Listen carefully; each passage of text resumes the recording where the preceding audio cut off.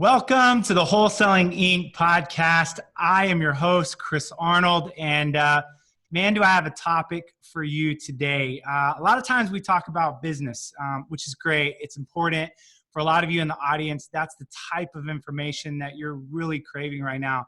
But occasionally, I like to bring in a topic that I know has the capacity to literally change some people's lives that are listening to this, because these are the type of messages that have really impacted me and changed my life. And so a couple of things I want to say before I introduce our guest today.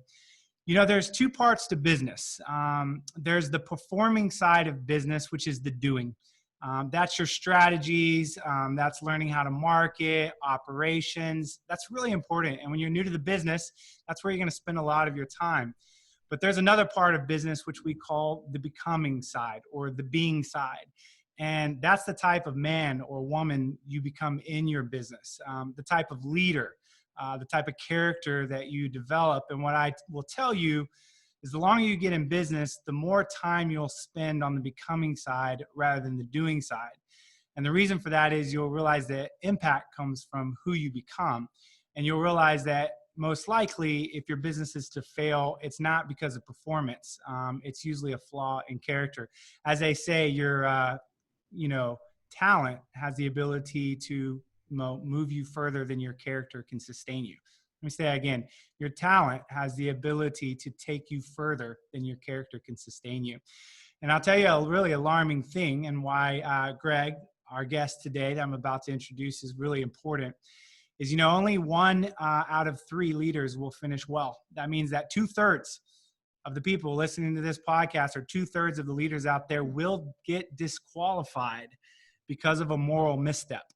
And I think we all know those stories of someone that we've admired and we put up on a pedestal, and we find out they made a decision that crumbled everything. So all that to say, a little bit more of a serious tone today, but these are the topics that matter. We're talking about wisdom today. So very excited to introduce my guest, who is also an author, Greg Salciccioli, who is the author of The Enemies of Excellence, and who for me has also been a mentor and a coach, someone who's come along that I've learned a lot from. So Greg, welcome to the show, buddy. How are you? Chris, I'm doing well. Thank you for having me on the show. I appreciate it. Excited, man. So let's get in. Let's talk about the 7 enemies of excellence. And this is kind of a 3-part series. We're going to start with a story. Then we're going to go into the 7 enemies of excellence. And then we're going to come back with what you call 3 powerful solutions against these enemies of excellence. So, man, let's get this going. Let's start with a story. Everybody loves a story. Set the precedence here. Well, Chris, I want to go back to what I would say would be the worst morning of my life. I mean, that's a pretty big statement for a guy who's almost 60. So this was a morning where, if you ever had this where you're sleeping, it's early, it's like 6 a.m., but you're going to sleep on that day, which I was, and your pillow feels so perfect, right? It's like, oh, I feel so good, I'm sleeping. But I hear this phone ringing. And at that time, we had a line phone. We still had a line phone. And it was in the kitchen. And I didn't believe in having a phone in our bedroom because I didn't want to have that bother us. So I'm hearing this phone ringing, but I don't really want to get up. I don't really want to wake up. So I fight myself out of it. I get up. Diana kind of stirs a little bit. I go to the kitchen. And on the other end is a friend who also is a client who I've been working with. And I mean, I can just tell the moment I pick up that phone, he is in deep, deep trouble. And all he says is, Greg, can you please come over right now? I need to see you. And he hangs up the phone. Well, I know where he lives. So I quickly go jump in a shower and get ready. And on my way out, Diana says, why are you up so early? What are you doing? I said, my friend has a problem. And I think it's serious. So as I'm driving over to his house, I'm trying to figure out, what is it? Is it the business? Is it a staff member? Did they have something go wrong? But as I'm going there, I'm getting this bigger and bigger dread that this is something that I've not experienced before. I don't know why I was feeling that way. And as I pull into his driveway, I'm thinking, what am I going to experience? So I go up and knock on the door. He opens up the door, and Chris, he's got these scratch marks from someone's nails across his face. He's got this despondent, bloodshot eyes. And all he just says is, please come in. As soon as I step in his house, I hear this scream, and the scream I'll never forget. It's like a scream that goes through your body to your soul. It was his wife screaming, why, just screaming. So as I walk into the front room, I'm seeing a meltdown. I'm seeing a meltdown of a marriage. I'm seeing a meltdown of a man, his legacy, his business, his life. I'm watching a meltdown that is serious and destructive. And just so everyone knows today, this business, this organization no longer exists. Where it was thriving, it was so vibrant. As I walked in that room, I sat down and began to talk with he and his wife, and he had had an affair. And as we began to unpack that, I began to see that in his life I had seen indications of it. You know, you can sometimes see from the outside, but you don't see the whole backstory until you really get into someone's life, until they really are transparent about it and actually share it. Wow. So from that moment, as you begin to kind of unravel that story, and again, your experience with working with Greg works with some of the top, entrepreneurs, business owners in the country that are doing, tens of millions of revenue, really wealthy guys. And so as you began to unravel this, you began to see a pattern, what you kind of call, it didn't just happen in one point. There was a process that led up to that ultimate decision that literally toppled this guy's life. As you talk about his reputation, his net worth, everything that he had built. And you really kind of begin to call those the 7 enemies of excellence. So help us understand, what was the path that this guy went down, and something that we can obviously learn from his experience so that we can avoid this. Because I think anyone listening, the number one thing they're saying is, I don't want to be that guy, or I don't want to be that woman. That should be gut wrenching to go, I just never want that to happen in my life. No, because this is a person who had to actually lost everything and had to even leave town, move to a whole different area of the country to start over, and has never really gotten back to the point of success that they had at that moment, or prior to that moment. So the backstory is quite interesting. This is why I actually wrote the book, Chris, is because I wanted people to avoid this. There is a way to build sustainable success, which we'll talk about in a little bit. But right now, let's talk about, why do intelligent, brilliant, bright people sabotage their lives? Why do they do it? I think we've all asked that. Because when we look online and we see people in the news and we're like, why? That question just screams at you. Well, there's a backstory. So let me talk about the backstory, because at any scene of a crime, any detective group is always looking for, what's the backstory? What led to this disaster? Why did this happen? So let's just unpack the backstory, and then we can therefore go forward with that and understand how we can build sustainable success and not end up like this man and his wife, and the employees that no longer have a job, and the company that no longer exists, right? And the loss of so much. So I think the key is the backstory. It usually begins in the life of the leader, okay? Because when you look at the 7 enemies, it usually begins in a mindset, a framework. The mindset and the framework is really the genesis of this problem. All of us have an ego. Chris, you have an ego, I have an ego. Ego is important. Courage is important. Confidence is really important. But what orientation does that ego have? Which way is it pointed? Is it pointed towards building something that, for me, that gives me significance, that makes me feel important, that, gives me lots of value and wealth? Or is my ego turning and building something that's a little more altruistic rather than egotistical, where I'm building something, a great product, a great service that serves others, that really improves our community, our world? An ego is much safer in that orientation than it is in the other orientation. Because Agreed. Egotistical, narcissistic, self-serving, that's a very unstable ego. That unstable ego then leads to all the other enemies, and they all are attracted to it, just much like a gigantic magnet. They're attracted to it. And then once they get involved in your life, they all have their own destructive, cumulative impact. Yeah. So So what enemy is number, that first enemy? You call it egotism, and I like this phrase. Egotism says, I know best. This yeah, is kind of level one. This is where it begins. Unpack that a little bit. I know best. Most people who get locked into this, they end up being intoxicated by their own views. They get intoxicated by their own judgments and decisions. They don't, people are talking, but they're just in the background. They don't really hear counsel. They don't really take in counsel. It's like, I know better than Chris. I know better than Greg. I mean, somebody even listening to this right now, or when they do download, is going to say, who is this guy? I mean, they know best. They see themselves as the most intelligent person walking in the room. I had a business owner one time. He flew across the country to meet me, came into my office in a conference room and said, Greg, my name's, I'll just call him George. And I just want you to know, most people consider me the most intelligent person in the room. Dangerous.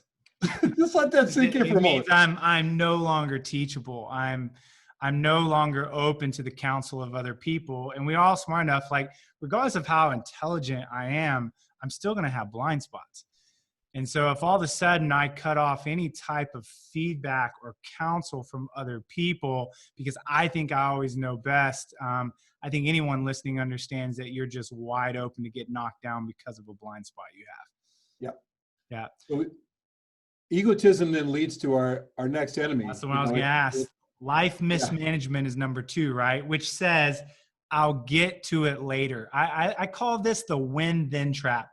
When this happens in my life, then I'll spend more time with my family. Or when my business gets a little bit more established, then I'll start taking care of myself and exercising, going to the gym. So let's unpack enemy number 2, life mismanagement. So I do want to say one thing quickly. Every person in leadership, you're always at risk. You never have no risk. Okay? So there are 3 enemies in the low risk category. 1 is obviously ego. 2 is life mismanagement. And then we'll talk about the 3rd, which is bad habits in just a moment. But we're always at risk. So I want us to operate from that foundation. All of us are always at risk. Leadership is intrinsically risky. Ownership, leadership, entrepreneurship is intrinsically risky. So I want us to get that really clear. Now, life mismanagement, if we do not manage ourselves, if we don't do good self-care, Chris, you know this, my friend. If we don't do great self-care, if we don't invest in our relationships, our critical relationships around us, because relationships don't go on hold. They never go on hold. They either are being enriched or they're depreciating. Yeah, well said. Well said. They don't have a middle ground. And so I think the key is that if we're not investing in ourselves, self-care, sleep, nutrition, hydration, most corporate people are chronically dehydrated. They think they're hungry, but they're actually dehydrated. We don't have the electrolytes that we need. I mean, there's quite a few things around that. Exercise, journal time, thought leadership time, all those things that help you stay at a high level of preparedness and health readiness to then have the best idea. Many times an entrepreneur's best idea is a nap away or a rest time away. I totally agree with that. It's just and I'll tell you, Greg, as I know entrepreneurs, I work both running Multiplies Brotherhood, which is the top real estate guys in the country, all the way to our incredible students with Wholesaling Inc. and, REI Radio. Life mismanagement is something I see on a regular basis because everyone buys into this mentality that I've got to sacrifice it all. I've got to burn it at both ends in order to make it. And again, we're not saying there might not be a time where you got to be able to turn something on. But the problem is when you turn on and you don't turn off and you just stay on, because at some point you're going to crash. So, and let's touch on this 3rd one. You talked about bad habits, which is fundamentally, here's the thing. What harm could it do? So what is this enemy of excellence right here? This is probably starting to pick up things like what? Maybe drinking a little bit, things to self-medicate. What do you see here? So what happens is when you're not doing good life management, you're looking for an escape. You're looking somehow to escape the continuous pressure because you're not depressurizing. You're not enriching yourself. You're not refueling yourself, which we'll talk about that solution soon. You're not doing that. So therefore you're looking for some kind of way to escape. So it could be alcohol, it could be overeating. A lot of people stress eat. It could be improper viewing of content on your phone or online. It can be gambling. I have a lot of entrepreneurs that get stuck in gambling. You're looking for something to escape the pressure that you don't allow yourself to depressurize or don't systematically depressurize. You don't refuel. And so these bad habits become hooks, and they get in and they have a disorientating factor to them. They take away your edge, your innovation, your creativity, right? They take away your strength. And then many times that leads to the next enemy, which is it breaks down relationships. Now there's an acceleration happening here, Chris. There's an acceleration. These are all cumulative, but there's also an acceleration towards self-sabotage. Meaning that as you step into it, this pace picks up, this downward spiral gets faster. And so you've just hit the first three, and I want to summarize those real quick just for the listeners. Again, we're not looking at an infographic like you have built, which is great. But number one, egotism, I know best. Then I move into life mismanagement. I'm not really taking care of my body, my spirituality, all those type of things. Then I start to cope or escape through, hey, what harm could this do with bad habits? And again, now we're starting to pick up pace here. And then we move into number four, which is indulgence, which you're fundamentally telling yourself, well, I deserve it. I deserve it. And if you've been in business or you push yourself to the max, that phrase right there, I deserve it, you should resonate with, because how many times have we made decisions on overspending or doing something we shouldn't do because we go under the guise of, you know what, I've been busting my butt for my family, for this business, I've been sacrificing. You know what, Greg, I deserve it, right? Unpack this a little bit more. Back to Rob, Rob said to me while I sat in his house, Greg, I just thought I could have a little naughty on the side. I said, Rob, have you realized there is no side? There is no side. You can't have a little bit of indulgence over here and expect you're going to have healthy relationships and perform well over here. No, you're not. You can't compartmentalize it. No, it's all together. You can't compartmentalize. Now, as males, especially, we tend to want to do that, but you can't. It's all on the table. It's all on one playing field. You don't exist in different dimensions. You're in one dimension. And so I think the key is that indulgence now we're taking things to an escalated level, right, Chris? And so this indulgence now controls me more than I control it. A bad habit I can work with here and there. We all have them. We're all working through them. In fact, the secret is to build a good new habit, to let go of and release a bad habit. We could talk about it if we had time. But the key is indulgence has power to it. It has the flywheel effect to it. It sucks us into it, right? And now it is now dictating to us. So this is really a loss of control here. Whereas I might feel in control playing with these certain type of habits and so forth. When I move over into indulgence, all of a sudden there is a loss of control on my behavior, which now we're talking about different types of potential addictions or going down that road, which makes sense. So let's go to number 5, broken relationships. And what I'm asking myself or anyone in this position is saying, why don't they just understand me? Right? And what happens here when all of a sudden the relationships begin to break down? And as you said, we're catching momentum towards sabotage. This is the story of your telling of your guy, right? He was catching momentum that led to that point of when you got that call in the morning. So what's happening here? Yeah, and unfortunately, Chris, this is a lot of people's story, right? Throughout history and time. Unfortunately, as we said, it's 2/3 of leader stories.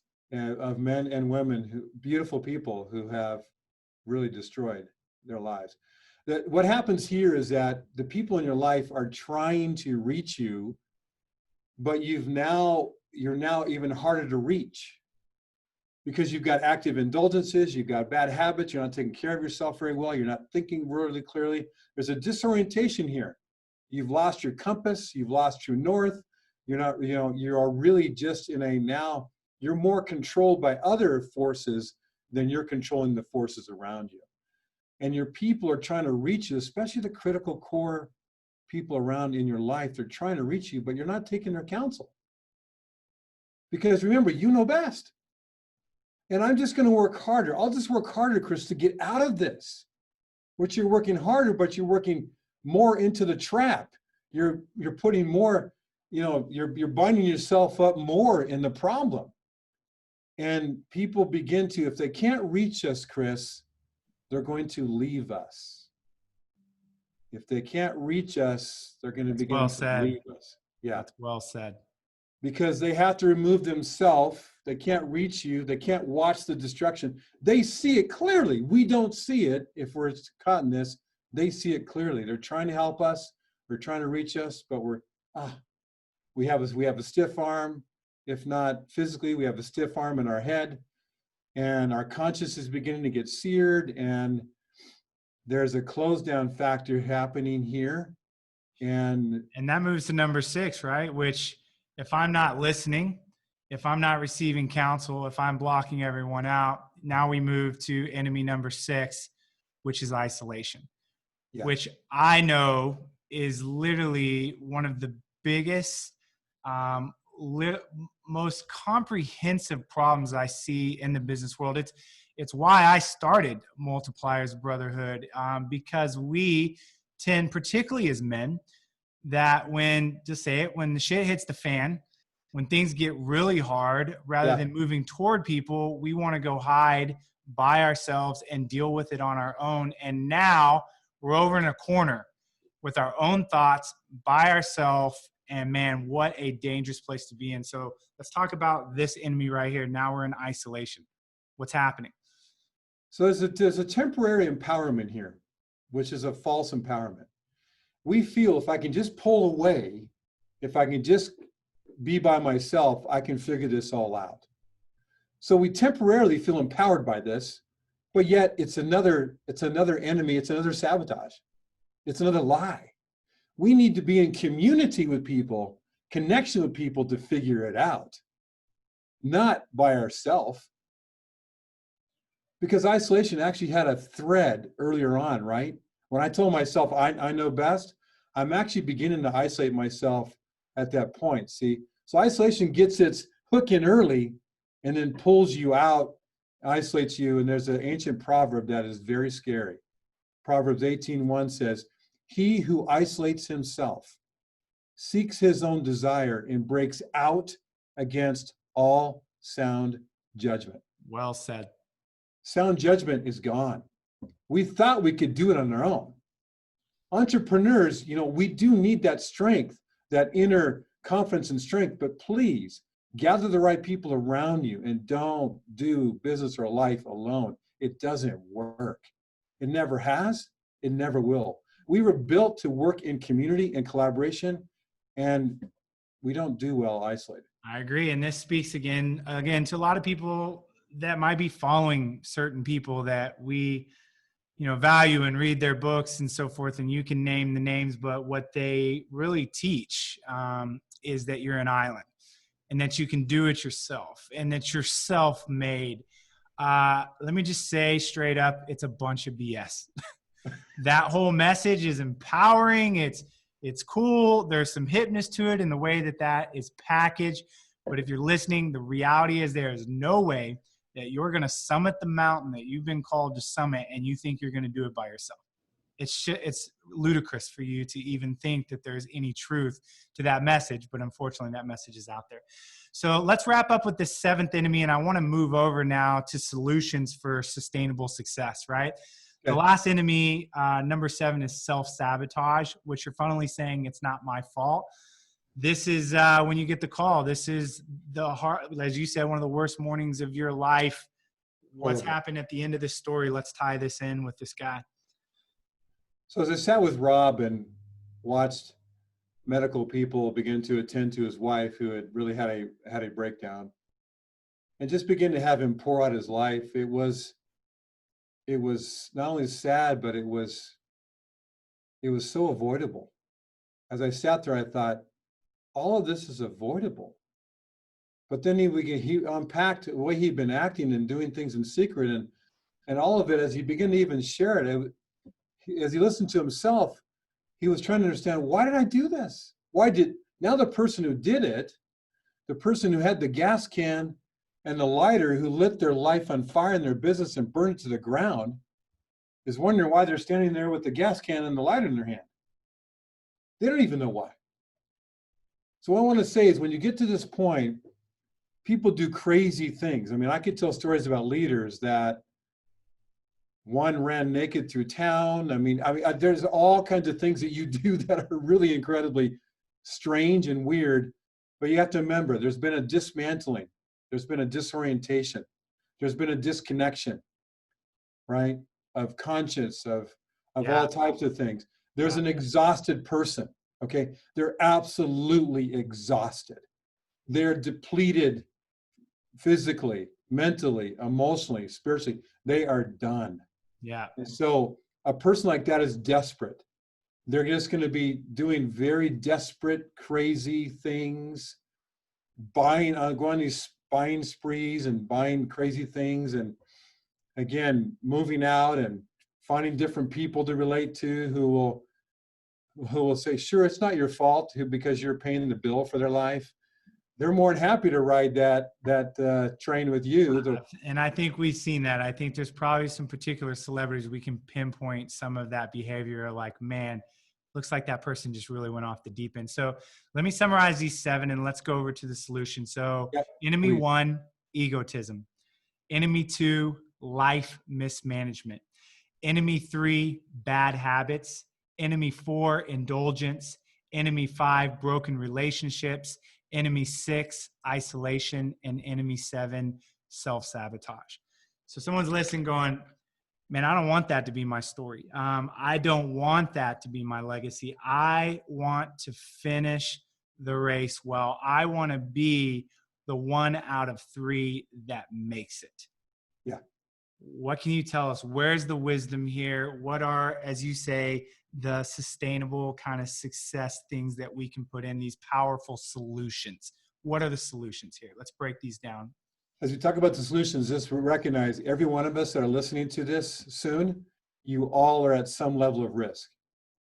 There is a risk assessment in my book. There's this risk assessment online at our company. We'll tell you how to do that. You can take that, and I'd be more than happy to have our team or us help you with it.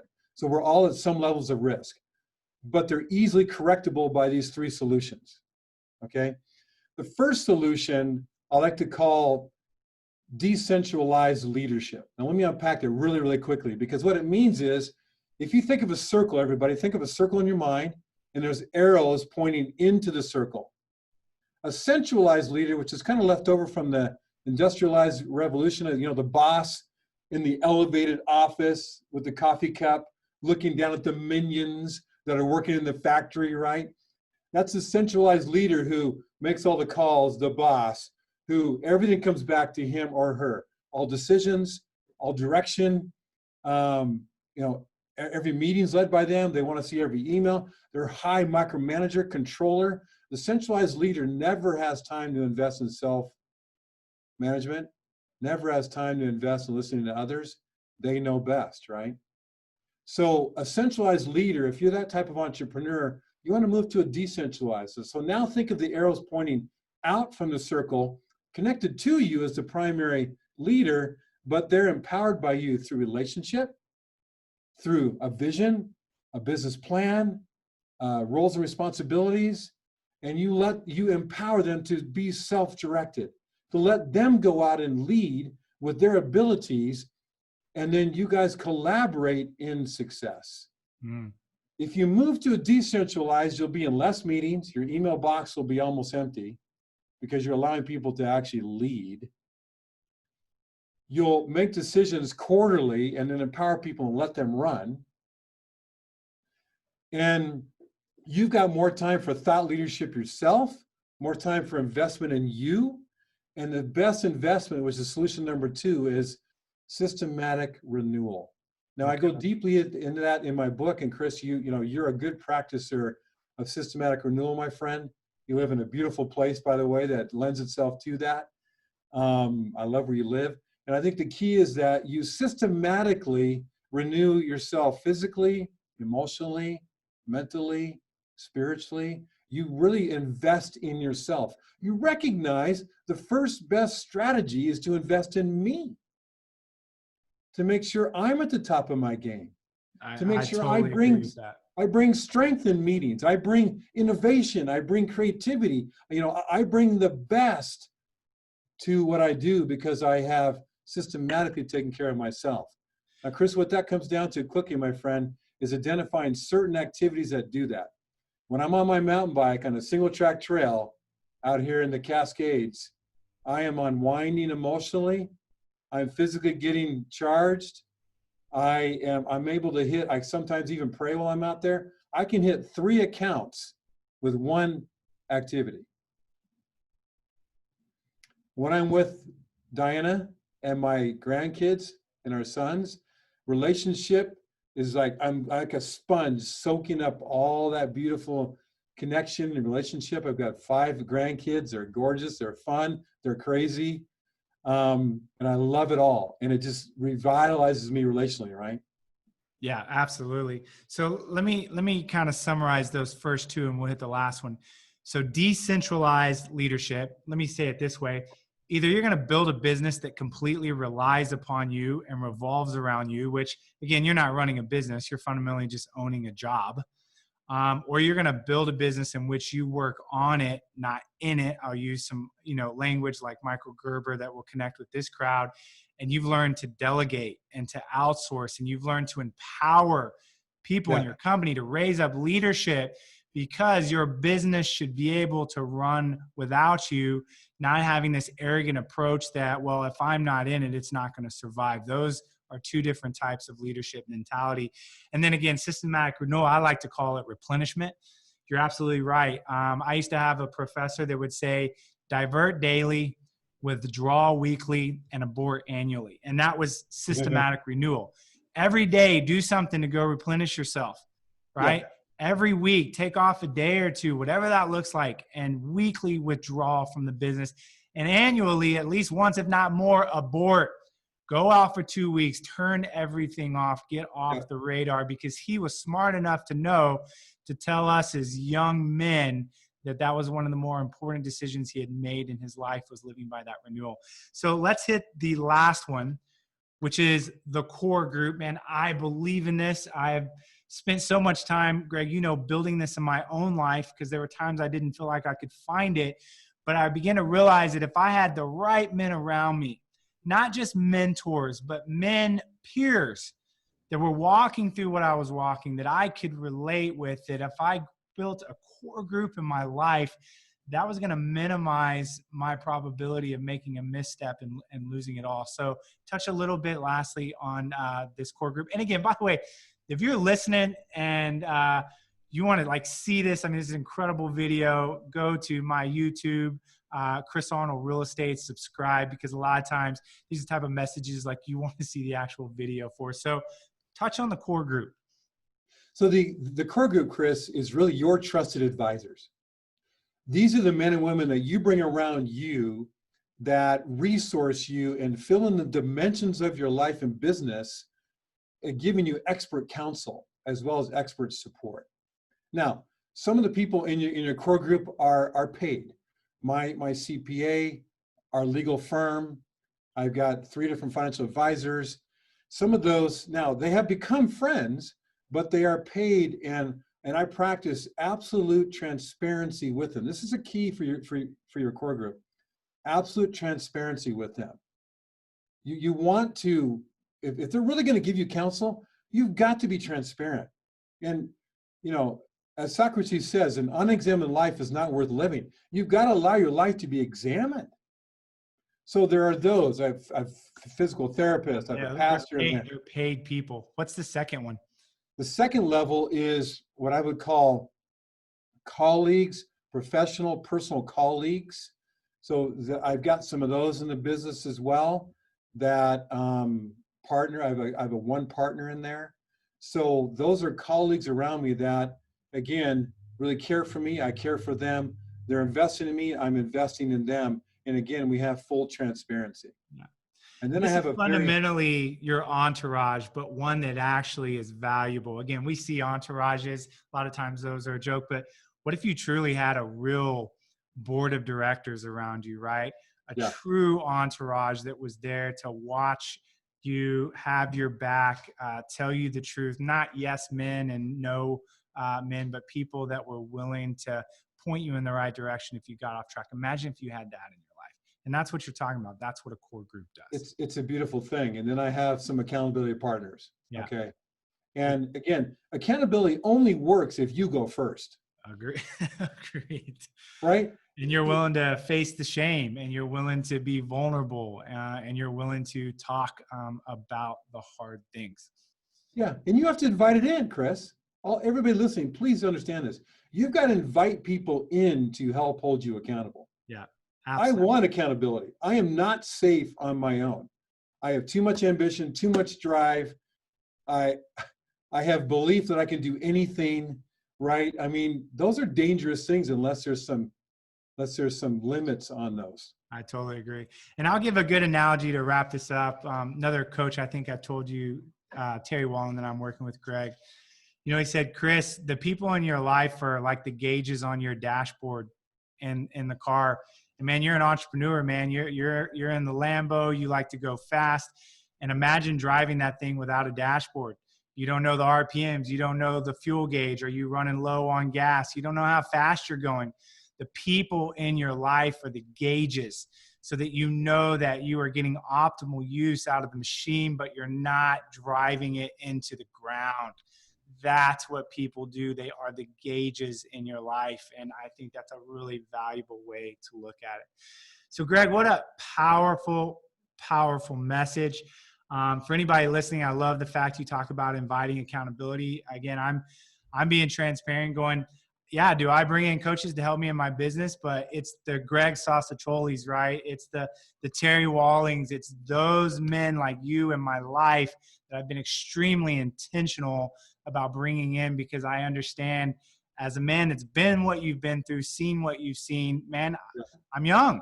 There's a lot I don't know. And I want to learn from the mistakes of other men, not always necessarily have to make those mistakes myself and learn from, particularly ones, as you said, that were avoidable, completely avoidable. So Yeah. I love it. Greg, wrapping up, if someone's listening going, man, I love this. Again, I'm going to read this guy's book. Again, The 7 Enemies of Excellence by Greg Salciccioli. But they were going, man, this guy coaches. This is maybe something I'm looking for. I want to grow myself as a man or a woman or a leader. How do people find you? Please visit us at coachwell.com. And spell that out. CoachWell.com. And again, thanks, Greg. I want to thank you publicly for being a mentor and a coach to me. You guys can imagine me spending time with a guy like Greg. You just got to, an hour, 30 minutes with him today. Just imagine hour after hour. It's been really valuable because I can talk to Greg about all types of leadership stuff, even outside of the Enemies of Excellence, which is awesome. And as always, if you're listening and you're looking for community, we have that in REI Radio. We're not only teaching people how to find motivated sellers utilizing radio, which is hands down the best source. My heart and passion is to create a community long-term, even after people kind of finish the program, move to our alumni program, to really begin to build this type of support out. Because for me, these are the topics in my life now that matter most. Yeah, we'll talk about marketing channels and how to wholesale and fix and flip. That's great. But if you want to know where my true attention is, it's these topics, because I realize these are the topics that matter most. So thank you for tuning in. Greg, thanks for being here. Dude, what a massive amount of wisdom you just laid down. So one of these talks people probably need to go back and listen to a couple times. And two, if you're listening and you know someone that could value from this talk right now, man, share it, because it really could impact somebody's life. So to the rest of you guys, thank you so much for joining. Until next time, when we catch you soon and add more value. Talk to you later.